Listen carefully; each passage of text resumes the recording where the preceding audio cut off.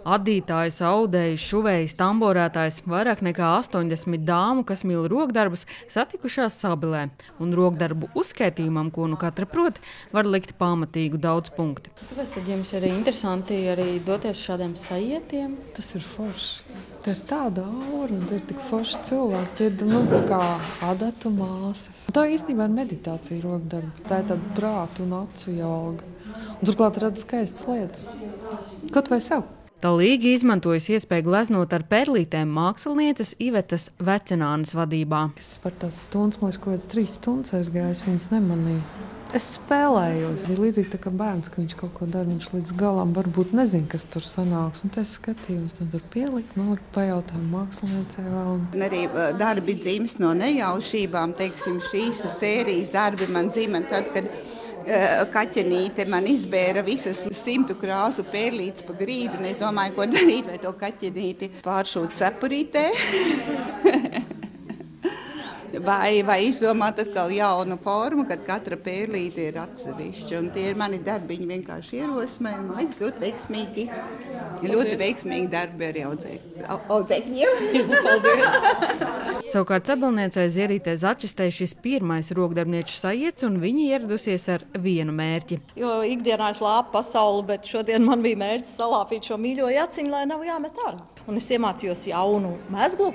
Franču mezglu. Es nemācēju līdz šim. Ko tas nozīmē? Tas ir tā, ka tu aptini diedziņā padatu vispirms, un tā tikai adatiņu vāz atkal tajā audumā iekšā dur. Un tad tās cilpiņas paliek virspusē. Uzņemt vairāk nekā 80 radošu dāmu nemaz nav viegli, tāpēc tām Kurzemes pilsētām, kas piekrīt izaicinājumam, jāpalauza galva, kur radošām darbnīcām satilpt. Tā Sabilē rokdarbnieces zem viena jumta apdzīvo gan kultūras namu, gan bibliotēku un mākslas un mūzikas skolu.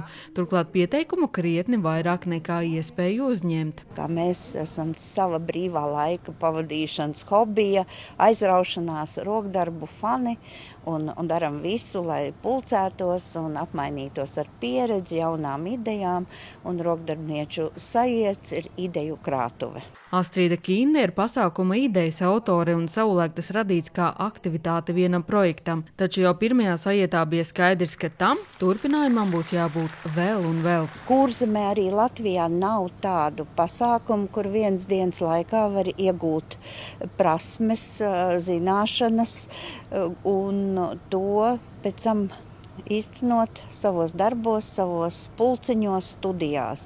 Radošajām darbnīcām sekoja savu veikumu paraugu demonstrējumi, kas izpelnījās pārējo adatu māsu aplausus un abrīnu. Citas pat dižojās ar vairākiem darbiem. Sajiets Sabilē rokdarbniecēm bija iespēja mācīties no jau leģendārās amatu meistares sabilnieces Inas Valteres. Viņa ir tiešām tāds simbols tai skolai un tam visam, ko Ina ir devusi vairumam rokdarbnieču. Es domāju, ka tas ir tas iemesls, kāpēc Inu zina visas lielākā daļa rokdarbnieces un kāpēc arī viņas novērtē. Nākamgad notiks jau 13. Kurzemes rokdarbnieču sajiets, un tas atgriezīsies Ventspilī. Sanita Liepiņa, Terēza Mantisone, TV9 Pakalni.